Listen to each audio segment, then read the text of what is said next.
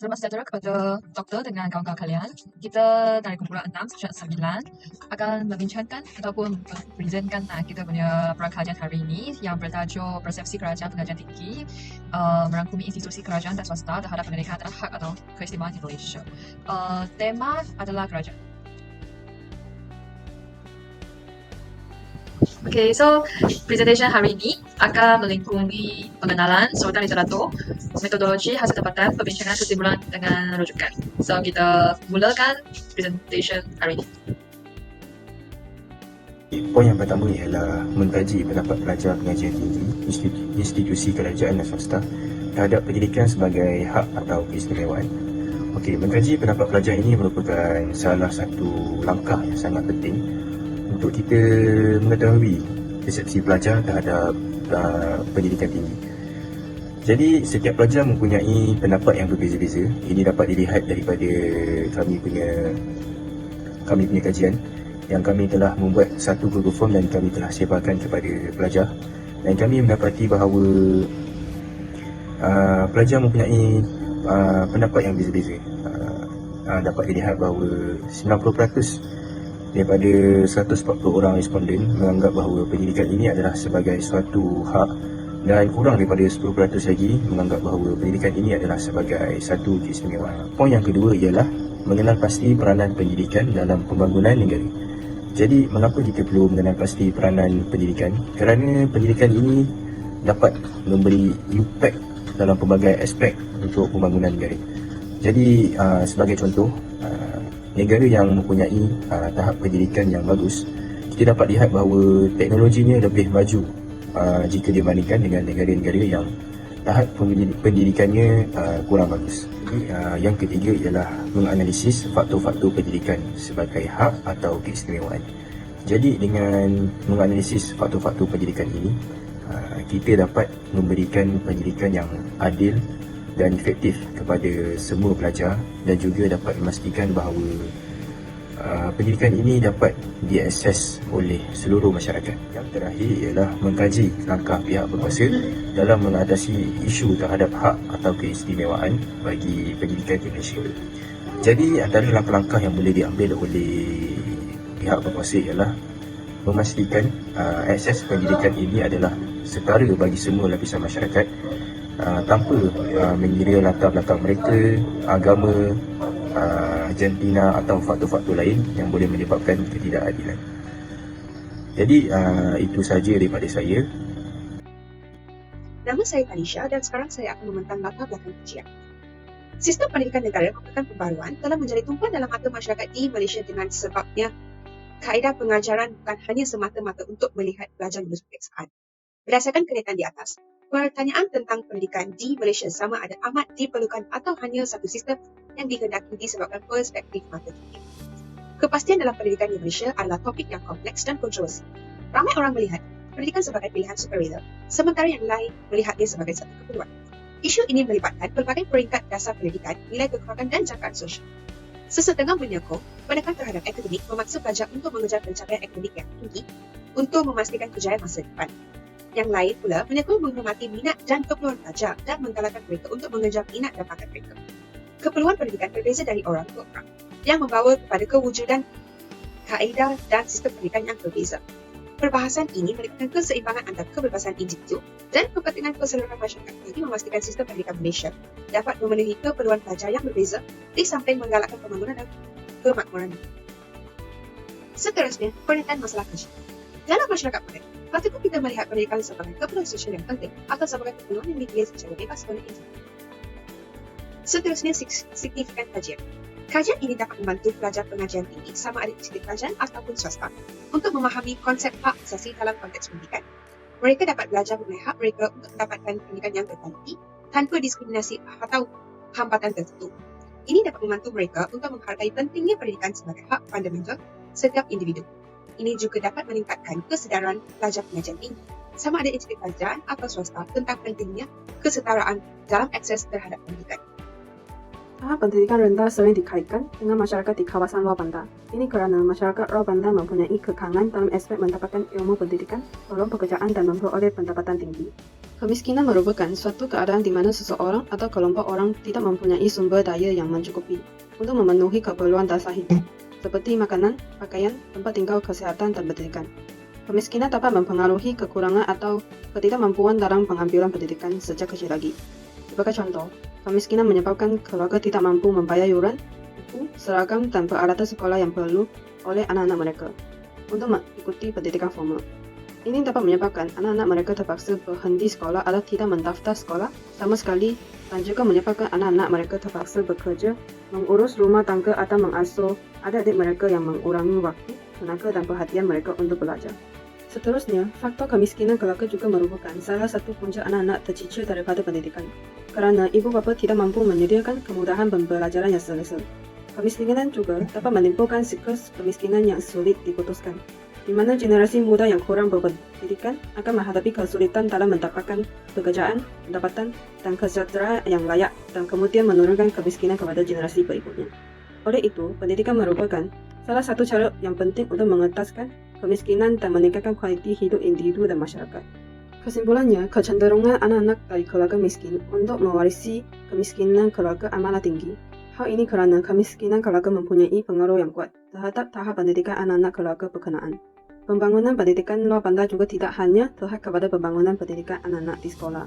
Namun, pembangunan keluarga yang sempurna dan bahagia juga merupakan kunci kejayaan sekaligus berupaya mempengaruhi tahap pendidikan di luar bandar. Oleh itu, pihak kerajaan perlu mengambil langkah-langkah yang berkesan untuk menangani isu kemiskinan dan meningkatkan tahap pendidikan anak-anak, seperti memberikan bantuan kewangan, subsidi atau allowance kepada keluarga miskin untuk menampung kos pendidikan formal anak-anak, dan lain-lain. Nama saya Zhang Huiwen, nomor matrik saya adalah AP220118. Saya akan bentang tentang bahagian metodologi. Metodologi kajian adalah meliputi cara kaedah dan pendekatan yang digunakan untuk mencapai objektif kajian. Selain itu, metodologi juga menunjuk kepada kaedah yang paling sesuai untuk menjalankan pengedidik bagi mengumpul dan menganalisis data supaya dapat menghasilkan bukti yang boleh menyokong sesuatu kajian. Dalam kajian ini, kita menggunakan soal sedidik dijalankan secara atas tarian Google Form kerana pendekatan ini memudahkan memproseskan dan pengiraan data. Borang soal sedidik tidak disebarkan melalui media masa Telegram, WhatsApp dan Facebook. Pada masa yang sama, bahasa Melayu digunakan dalam kajian ini untuk memudahkan komunikasi dengan para responden yang berbilang kaum. Selain itu, dalam kajian ini, kita juga menggunakan rujukan perpustakaan. Rujukan perpustakaan bermaksud kaedah pembacaan yang meluas terhadap bahan bercetak atau maklumat dalam media cyber. Salah satu sumber rujukan ialah sumber kamus. Kamus digunakan untuk mengesahkan definisi. Pengkaji merujuk kepada sumber internet untuk mendapat informasi berkaitan. Banyak informasi berkaitan tentang tajuk kajian ini dapat dicari secara dalam talian. Dalam kajian ini, kita menggunakan dua kaedah menganalisis data. Kaedah pertama ialah teknik penganalisis data secara kuantitatif adalah analisis data dilakukan apabila memperolehi data dari soal sedidik yang diedarkan kepada responden. Tahap analisis dicapai apabila data yang diperolehi dipastikan, disunting dan ditukarkan kepada angka. Selain itu, teknik penganalisis data secara kualitatif pula digunakan secara penerangan terperinci tentang peristiwa situasi, interaksi dalam laporan. Responden dari institusi pengajian tinggi kerajaan yang selama 113 orang, lebih banyak daripada responden dari institusi pengajian swasta yang selama 27 orang. Selama 140 orang responden telah mengisi soal seleksi ini. Daripada 140 orang responden ini, terdapat 84 orang responden yang perempuan, manakala terdapat 56 orang responden yang lelaki. Responden-responden yang telah mengisi soal seleksi ini adalah terdiri daripada 6 jenis bangsa. Responden yang paling banyak mengisi soal seleksi ini adalah berbangsa Cina, iaitu seramai 86 orang responden. Bangsa yang seterusnya ialah Melayu, seramai 42 orang responden. Kemudian, responden yang berbangsa India adalah seramai 7 orang. Selain itu, seramai 2 orang responden yang berbangsa Bumiputra Sabah. Akhirnya, bangsa Bangla dan Siam mempunyai 1 orang responden. Responden dari institusi pengajian tinggi kerajaan yang selama 113 orang, Lebih banyak daripada responden dari institusi pengajian swasta yang seramai 27 orang. Hasil dapatan kedua adalah kami mengetahui betapa pelajar pengajian tinggi terhadap pendidikan sebagai hak atau keistimewaan.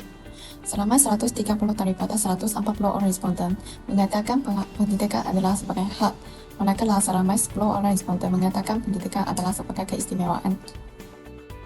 Baik, seterusnya saya akan bentangkan hasil dapatan yang kedua, di mana pendapat pelajar pengajian tinggi sama ada pendidikan memberi impak kepada pembangunan negara atau tidak.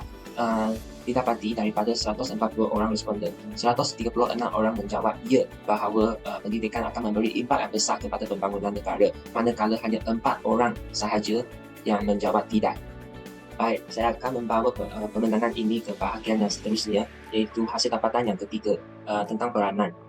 Di sini terdapat 8 peranan yang boleh dimainkan bagi pendidikan untuk membantu perkembangan negara. Antaranya seperti pendidikan dan pembangunan ekonomi, kestabilan sosial dan penglibatan warga negara, pengurangan kemiskinan dan ketidaksetaraan, inovasi dan pembangunan teknologi, budaya dan nilai masyarakat, dan juga ada pembangunan mampan, permintaan pasaran, latihan pekerjaan dan permintaan pasaran.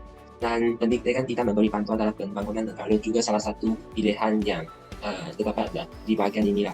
So, untuk hasil dapatan ketiga ini, daripada 140 orang responden, didapati ada 124 orang responden telah bersetuju bahawa pendidikan dan pembangunan ekonomi adalah salah satu aspek yang boleh diperkembangkan dengan ada pendidikan. Dan kestabilan sosial dan penglibatan warga negara, pengurangan kemiskinan dan ketidaksetaraan, serta budaya dan nilai masyarakat telah mencapai peratus yang sama, di mana ada 89 orang responden telah menjawab untuk pilihan ketiga-tiga ini. Dan hanya ada 12 orang yang menjawab bahawa pendidikan tidak memberi bantuan dalam pembangunan negara. Lepas itu, saya akan membentangkan tentang hasil dapatan keempat, iaitu faktor yang dapat mempengaruhi pendidikan sebagai hak atau keistimewaan. So, yang pertama adalah faktor-faktor yang mempengaruhi pendidikan sebagai hak. Terdapat undang-undang dan dokumen internasional, pembangunan sosial, kesamarataan peluang pendidikan dan hak asasi manusia. Dan majoriti responden kita telah bersetuju dengan hak asasi manusia adalah faktor yang penting dalam mempengaruhi pendidikan sebagai hak. Dan seterusnya adalah faktor yang mempengaruhi pendidikan sebagai keistimewaan. Antaranya ada ketidakseimbangan ekonomi, kelas sosial, perbezaan jantina dan budaya, dan lokasi geografi. Dan paling banyak responden jawab adalah pilihan tentang ketidakseimbangan ekonomi, iaitu terdapat 81 orang yang bersetuju dengan pilihan ini.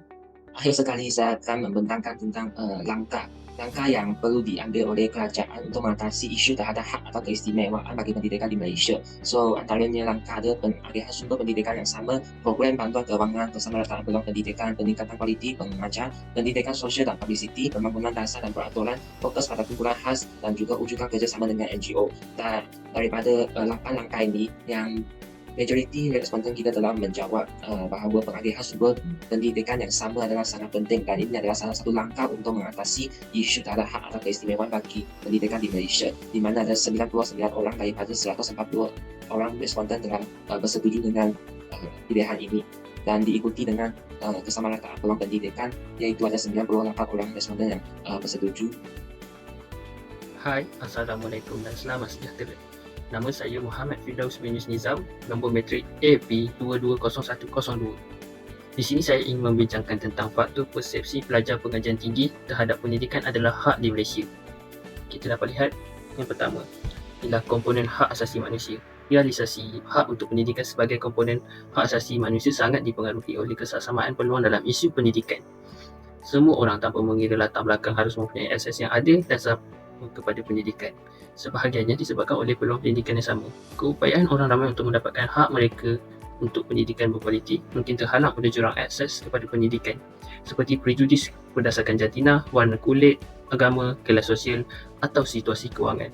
Elemen-elemen ini mungkin mempunyai kesan langsung ke atas kapasiti seseorang untuk memasuki institusi pendidikan, taraf pendidikan yang mereka perolehi dan peluang mereka untuk mencapai potensi penuh mereka.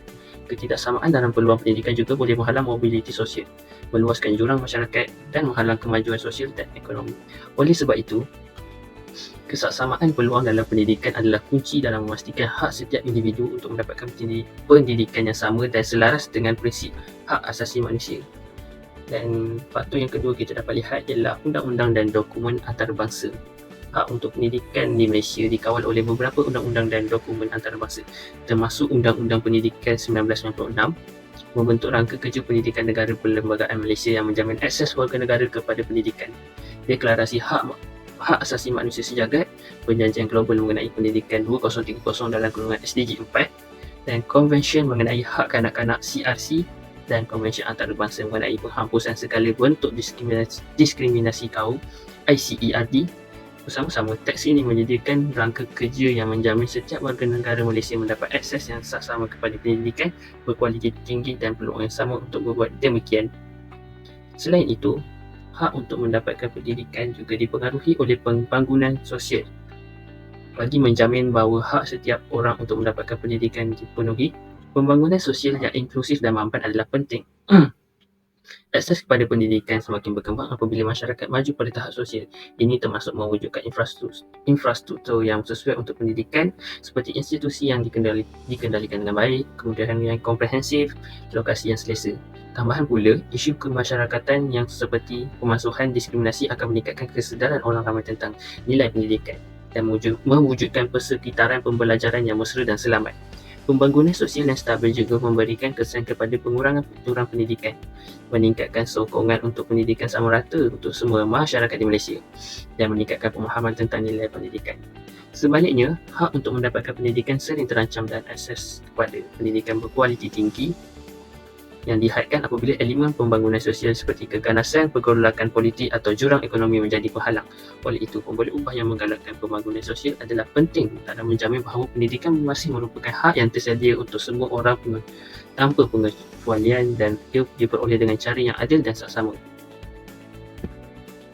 Ini saya ingin membincangkan juga tentang faktor persepsi pelajar pengajian tinggi terhadap pendidikan adalah keistimewaan di Malaysia. Untuk faktor yang pertama ialah faktor lokasi geografi.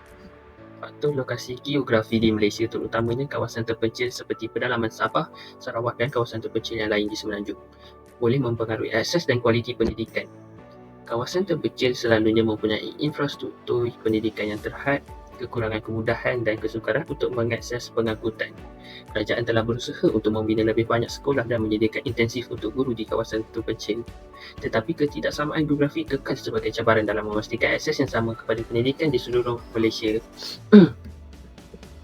Faktor kedua ialah faktor kelas sosial. Kelas sosial mempunyai kesan yang besar terhadap pendidikan di Malaysia. Individu daripada latar belakang ekonomi rendah sering menghadapi halangan kepada akses dan pendidikan, kualiti dan pengalaman. Ini dapat dilihat dalam akses terhad kepada sumber pendidikan tambahan, jurang antara sekolah bandar dan sekolah luar bandar, dan kesan ke atas pencapaian akademik. Kerajaan telah menerima pakai program bantuan kewangan dan biasiswa, tetapi usaha lanjut diperlukan untuk memastikan akses dan peluang yang sama untuk semua individu memperoleh pendidikan berkualiti tanpa mengira latar belakang sosioekonomi. Dan faktor yang terakhir ialah perbezaan jantina. Perbezaan jantina mempengaruhi pendidikan di Malaysia dari segi beberapa wilayah tradisional atau pedalaman dapat membatasi akses pendidikan kerana norma sosial atau budaya. Sementara kesenjangan jantina juga tercermin dalam pilihan karier atau program pengajian. Pemerintah telah berjaya mengurangkan peluang ini dengan mempromosikan kesetaraan, akses dan penyertaan perempuan dalam pendidikan. Namun, langkah-langkah lebih lanjut diperlukan untuk memastikan pendidikan yang setara bagi kedua-dua jenis jantina di seluruh Malaysia. Assalamualaikum dan hai semua. Nama saya Muhammad Ibrahim bin Ahmad Salmi. Nombor matrik saya AP di 0009. Kali ini saya akan membentangkan berkaitan dengan peranan pendidikan dalam pembangunan negara. Peranan yang pertama, melahirkan tenaga kerja yang berkemahiran tinggi. Untuk melahirkan tenaga kerja yang berkemahiran tinggi, penting untuk kita meningkatkan akses kepada pendidikan berkualiti, program pelatihan teknik dan kursus pembangunan kemahiran. Yang kedua, menggalakkan kreativiti dan keaslian. Untuk menggalakkan kreativiti dan keaslian, penting untuk kita memberikan kebebasan ekspresi, menyokong pemikiran luar kotak dan mendorong eksplorasi idea baru. Yang ketiga, membentuk masyarakat berilmu. Untuk membentuk masyarakat berilmu, perlu kita tingkatkan akses pendidikan berkualiti untuk semua lapisan masyarakat. Inisiatif seperti program literasi, pusat pembelajaran komuniti dan peluang pembelajaran sepanjang hayat dapat memainkan peranan penting. Yang keempat, mengurangkan jurang sosial dan ekonomi. Untuk mengurangkan jurang sosial dan ekonomi, diperlukan tindakan seperti meningkatkan akses pendidikan dan pelatihan bagi kelompok rentan, mencipta peluang pekerjaan yang adil dan mengimplementasikan kebijakan yang spesifik. Terima kasih. Assalamualaikum dan hai, saya Imran. Saya akan membentangkan langkah mengatasi pendidikan adalah hak atau keistimewaan Malaysia. Langkah yang pertama, penagihan sumber pendidikan yang saksama. Untuk mencapai penagihan sumber pendidikan yang saksama, perlu menekankan alokasi sumber daya secara adil, memastikan akses pendidikan berkualiti untuk semua lapisan masyarakat dan mengatasi dispariti antara wilayah. Yang kedua, memberikan bantuan kewangan pada pelajar yang berpendapatan rendah. Memberikan bantuan kewangan pada pelajar berpendapatan rendah seperti beasiswa atau bantuan pendidikan dapat menjadi langkah yang efektif untuk meningkatkan akses pendidikan. Yang ketiga, mewujudkan sistem pendidikan yang adil dan eksklusif. Contohnya, memberikan bahan pembelajaran yang eksklusif, dukungan untuk keperluan khusus dan pelatihan guru, serta bantuan kewangan. Yang keempat, meningkatkan kaliber pengajar. Untuk meningkatkan kaliber pelajar, fokus pada peningkatan kualiti pengajaran dan pembelajaran, penyediaan sumber daya pendidikan yang memadai dan memberikan tantangan akademik yang sesuai dengan tingkat kemampuan mereka. Yang kelima, publicity dan pendidikan media sosial. Contohnya fokus pada pendidikan kesedaran media, etika digital, keamanan online dan keterampilan pemasaran. Yang keenam, mempamerkan prestasi, memberi inspirasi dan meningkatkan pengetahuan orang ramai tentang pendidikan. Dan yang ketujuh, struktur dan peraturan masyarakat yang mengawal pelbagai aspek kehidupan dasar dan peraturan. Yang terakhir sekali, kumpulan tertentu mesti diambil kira semasa membangun undang-undang dan peraturan. Ketika membangunkan undang-undang dan peraturan, penting untuk mempertimbangkan kepentingan dan keperluan kumpulan tertentu, termasuk kelompok rentan atau minoriti. Memastikan representasi yang adil melibatkan partisipasi masyarakat dan mempertimbangkan dampak yang terjadi pada kelompok tersebut. Ringkasnya, walaupun pendidikan tidak dapat dinafikan merupakan hak asasi bagi setiap individu, situasi di Malaysia mendedahkan perbezaan tertentu dari segi kebolehsapaian dan standard. Adalah penting bagi negara untuk terus memajukan rangka kerja pendidikannya, memastikan ia memenuhi keperluan individu daripada semua lapisan masyarakat sekaligus melindungi hak mereka untuk menerima pendidikan yang berkaliber tinggi tanpa sebarang kesan yang memudaratkan. Okey, seterusnya bahagian terakhir untuk presentation ini iaitu rujukan. Saya simplifikan untuk bahagian ini. Untuk rujukan, kita dapatkan dari dua sumber iaitu sumber primer atau dengan sumber sekunder. Untuk sumber primer, kita mengumpulkan, menganalisiskan data kita daripada borang soalan selidiki yang telah berjaya diisikan oleh 140 orang responden yang merupakan pelajar pengajian tinggi yang daripada institusi swasta ataupun awam di Malaysia ini, negara Malaysia dalam negara.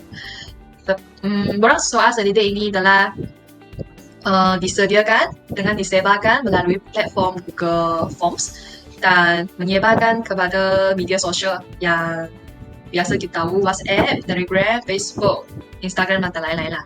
Lepas tu yang sumber sekunder ialah lamsawang, artikel dengan jurnal. So maksudnya kita tidak mendapatkan data daripada sumber primer sahaja sebagai data sokongan kita lah. Tapi kita juga merujukkan artikel-artikel ataupun jurnal yang sedia ada untuk kita analisiskan kenapa pendidikan sebagai hak atau keistimewaan di Malaysia.